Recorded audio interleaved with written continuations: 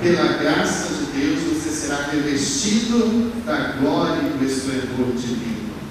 E aí nós vamos pensando nesse período do Advento, que é um período em que nós vamos nos preparando, ou pelo menos a igreja nos chama a nos preparar para celebrar o Natal.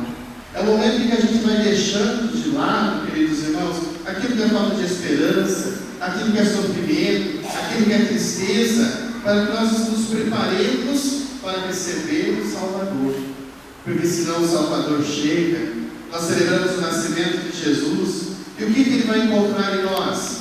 Apenas luto, apenas tristeza, apenas morte. E não é isso que Deus quer encontrar em nós. Ele quer nos transformar, sim, Ele nos transforma, mas Ele precisa achar em nós o desejo de querer, a porta aberta para que Ele possa entrar, o presépio montado para que Ele possa nascer em nosso coração. E Jesus é real. A primeira leitura nos fala da salvação de Deus, e o Evangelho nos fala através das palavras de Lucas, que Jesus é verdadeiro, que Jesus é real. A primeira parte do Evangelho, Lucas faz um histórico dos governadores, imperadores, de quem administrava, de quem era sacerdote. Por quê? Porque Lucas quer dizer para nós, Deus assumiu a forma humana num lugar determinado, num espaço de tempo determinado. Porque muitos acabam olhando para Jesus como um conto de fadas. Olha, tem um menininho que nasceu numa realidade pobre, que cresceu amado pelo pai e com a mãe, mas depois foi preso porque falava muita besteira, foi julgado, condenado, morto, mas depois de 3 dias ele ressuscitou. E aí encerra o filme e parece lá, eles viram felizes para sempre. E a gente vai embora para as nossas casas como se nada tivesse acontecido. Não, Jesus é real, Jesus é verdadeiro, Jesus existe. Por isso, a cada vez que nós ouvimos a palavra de Jesus Cristo, nós precisamos mudar a nossa vida para melhor, para ir adequando às condições que o Senhor espera de nós. Porque senão, meus irmãos, nós vamos ter uma fé fraca, nós vamos ter uma fé mentirosa, nós vamos rezar muito, mas as nossas orações vão ser vazias, porque elas não mudam uma vírgula do nosso comportamento. E se ela não muda o nosso comportamento, nós vamos mudar o comportamento dos outros? Não. Vamos ser, aos olhos de Deus, inúteis, porque nada fazemos para melhorar a realidade. Por isso nós precisamos realmente crer no Senhor e ir preparando o caminho, como o próprio Lucas nos fala. E o que é preparar o caminho? É tirar aquilo que pode atrapalhar a vida do Senhor Jesus. Ele busca, nessa imagem, de endireitar as veredas, aterrar os vales, baixar as montanhas e colinas, deixar retas as passagens tortuosas. Imagino que todos nós já tenhamos feito viagens por caminhos parecidos, cheios de curvas, sobe e desce, ou então cheio de buracos. Qual é a nossa preocupação na viagem? Ai meu Deus, o que vai acontecer daqui a pouco? Ai meu Senhor, o que tem depois do morro? Ai meu Deus do céu, e depois da curva? Conseguimos apreciar a paisagem? Conseguimos fazer diálogo com quem está conosco no carro? Não, a nossa preocupação é com aquilo que é externo a nós. Se nós tomarmos cuidado, meus irmãos, passamos o tempo do Advento preocupado com aquilo que é externo.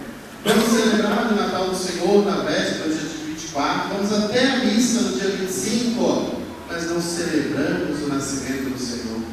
E aí as coisas que acontecem, como é dito nessas missas, chega no dia 24 e troca de presentes, aquela coisa mais gostosa, de abraços, de sorrisos e de tudo mais. Aí chega no dia 25, acorda, pega a calculadora e vamos ver o que eu gastei nos presentes que eu dei e quanto custa os presentes que eu ganhei. Saí no prejuízo, ganhei mais do que ganhei.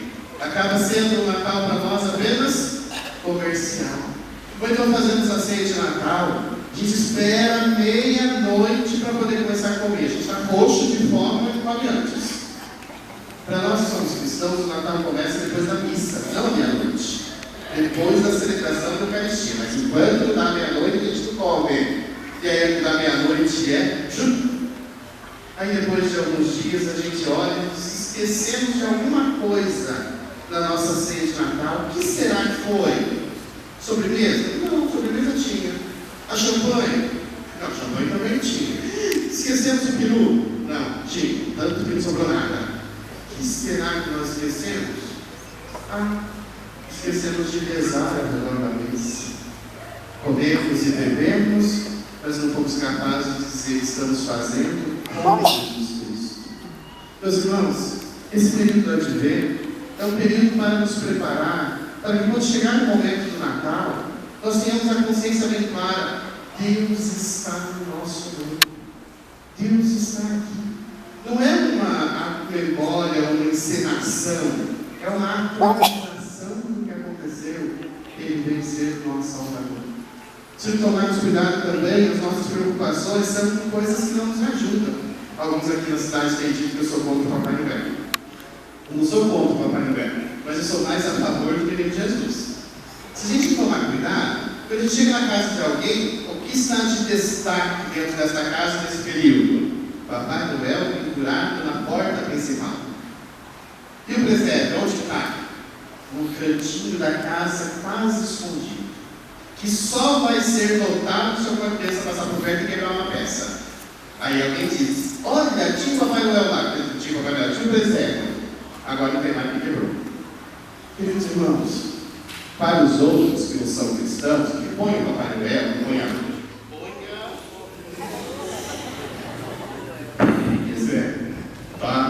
Para nós que somos cristãos, nós precisamos buscar aquilo que nos ensina. E se você põe Papai Noel na sua casa, o que as crianças vão aprender que é o Natal? Presente. Porque Papai Noel só traz presente. Mas se você põe o menino Jesus na sua casa, o que as crianças vão aprender? Jesus é o nosso Salvador. Parece besteira, não parece? Mas é importante. Porque as crianças, cá entre nós, elas não aprendem muito com aquilo que a gente fala. Aprendem mais com aquilo que vem.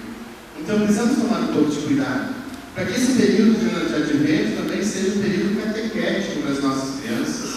E aí depois cresce, e não sabem ser cristãos, não sabem ser católicos, não sabem por quê. Porque não aprendem. Também os tempos da